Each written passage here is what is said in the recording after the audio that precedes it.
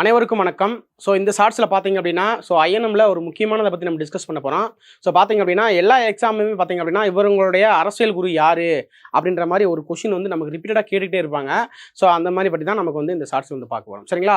So பார்க்கலாம். So CR தாஸுடைய அரசியல் குரு யாருன்னு பார்த்தீங்க அப்படின்னா சுரேந்திரநாத் பானர்ஜி. சரிங்களா? சிஆர் தாஸுடைய அரசியல் குரு வந்து சுரேந்திரநாத் பானர்ஜி.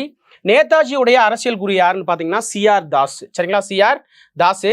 ஸோ அதுக்கடுத்து பார்த்தீங்கன்னா காந்தியுடைய அரசியல் குரு யாருன்னு பார்த்தீங்கன்னா நம்மளுடைய கோகலே அவர்கள். சரிங்களா? ஓகே. அதே மாதிரி பார்த்தீங்கன்னா பசுமன் முத்துராமலிங்க தேவருடைய அரசியல் குரு வந்து நேதாஜி. பகத்சிங்குடைய அரசியல் குரு வந்துட்டு பார்த்தீங்கன்னா லாலா லஜபதி ராய். முகமது அலி ஜின்னா. சரிங்களா? முகமது அலி ஜின்னாவுடைய அரசியல் குரு யாருன்னு பார்த்தீங்கன்னா நமக்கு வந்து பார்த்தீங்கன்னா காந்திக்கும் ஜின்னாவுக்குமே பார்த்தீங்கன்னா கோகலே அவர்கள் தான் அரசியல் குருவாக இருக்கிறாரு. அதுக்கடுத்து பார்த்தீங்கன்னா காமராஜர், கல்விக்கண் திறந்த காமராஜர் அவர்களுடைய அரசியல் குரு பார்த்தீங்கன்னா சத்தியமூர்த்தி. ஸோ அதுக்கடுத்து பார்த்தீங்கன்னா கோகலேவுடைய அரசியல் குரு எம்ஜி ரானடே அவர்கள். ஸோ அதுக்கடுத்து பார்த்தீங்கன்னா மேத்தா அவர்கள். சரிங்களா? பிரஷா மேத்தா இருக்கு இல்லையா? ஸோ அவருடைய அரசியல் குரு பார்த்தீங்கன்னா தாதாபாய் நவ்ரோஜி அவர்கள். சரிங்களா? ஓகே.